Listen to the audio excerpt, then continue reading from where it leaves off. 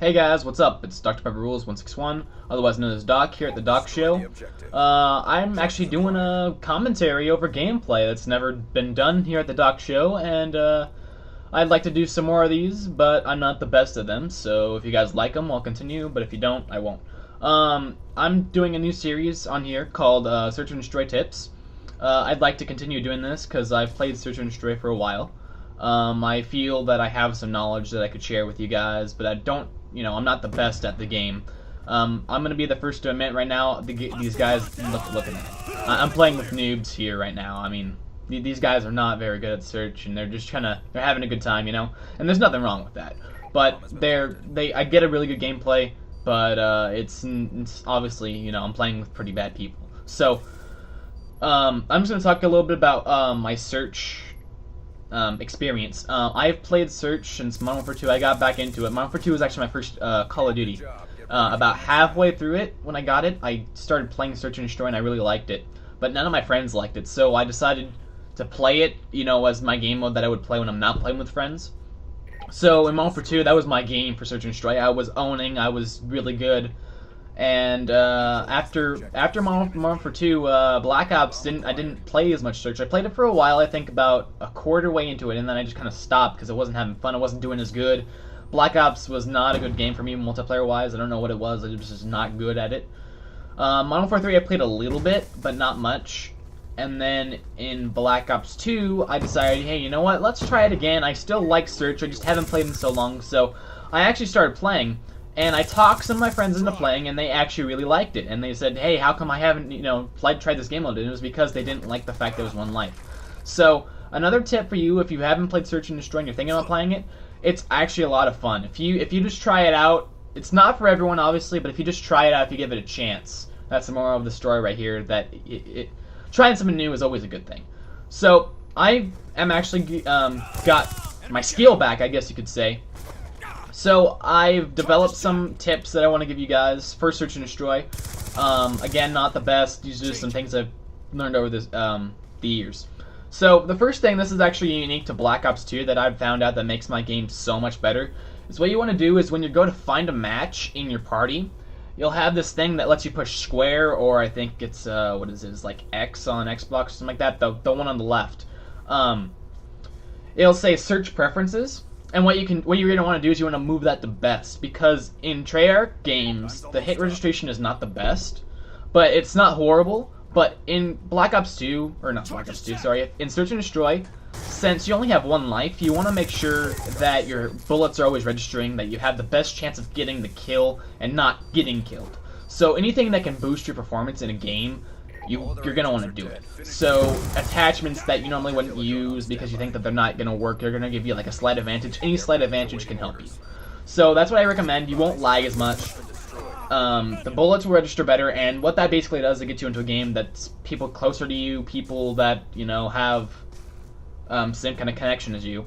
So I recommend you do that. I don't think they had that in other Call of Duties. They might have had it in Black Ops. So if you're playing Black Ops, then you might want to do that too. And we'll see if they have that in Ghosts, but that's what I do. The default is normal, so it's just one that's, balanced, and then there's also one for any. So even people that have bad connections, I still recommend best. It might take you a lot longer to get into a game, but it'll be well. Next one I have is to have a class for every scenario. I do this personally. I have 8 classes, I think, right now, and I have pretty much a class with every setup that I use. If some people run and gun all the time, some people, camp all the time, some people will quickscope all the time, but most of the time, people don't do one thing all the time. Some people, if you're like me, you run and gun, you have a camping class. I don't actually have a quickscoping class, but you have a shotgun class. I have varieties of the 3 because I like different guns.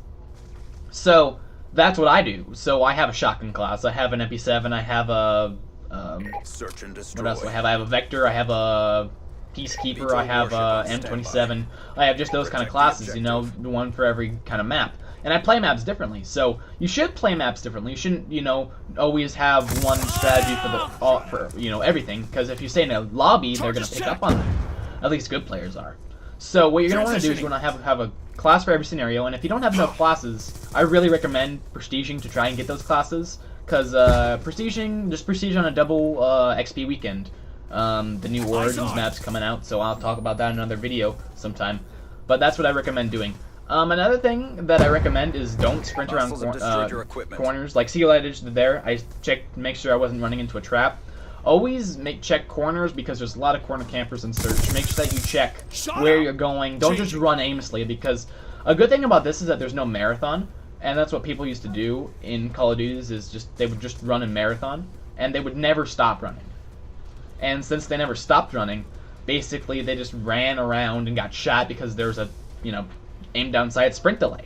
So Dexterity is a good perk for Search. The perk I normally run is Tac Mass because that people throw concussions much more in this than Team Deathmatch or Free For All, because a lot of people use equipment. So that's what I recommend for that. Another thing I recommend is to think before you act.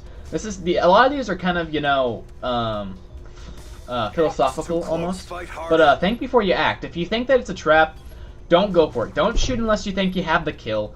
Don't rush into something, you know, don't always pursue a guy. Try to flank him, try to, you know, outsmart him. Always try to outsmart your opponent. That's always a good thing to do. So if you see a guy running around, stop and turn the other way, he'll think that you're still running around, and when he stops to turn, you got him in the back. That's just a good example. If there's a bomb, plant a claymore on the bomb if you have a bomb, like I'm doing right now. I do that. I've got so many kills where people go to get the bomb when there's just a claymore on it. Don't necessarily camp it, though, because, you know, people are going to be expecting that. But they're not going to expect some claymore. They're going to be looking for people, right? Unless they have engineer, but that's just the whole other set of scenarios. No, everything's not going to work all the time. Another thing I recommend is run your kill streaks low. It's actually kind of funny I'm saying this as I'm trying to pull out a VTOL warship. I got that from a care package. It was really lucky, and you should have heard our reaction. This gameplay is pretty good. I get my VTOL warship. Sadly, a lot of people running Ghost, but I do get 3 kills with it, as you get to see right here. It's a pretty good gameplay. It's 13-1, I believe, and those are just some of my tips. I'm gonna come back with more if you guys want some. I will actually have a lot more. Keep your kill streaks low, like I was saying. I run UAV, Hunter Killer, and Care Package. In Modern Warfare 2, I ran UAV, Care Package, Pred Missile. You know, keep them low so that you can actually get them. So I could probably run, you know, UAV, or no, I could probably run Care Package, Lightning Strike, and Hellstorm Missile, get away with it, but not get him as often. Because, you know, you're always going to have bad games. No one's good all the time.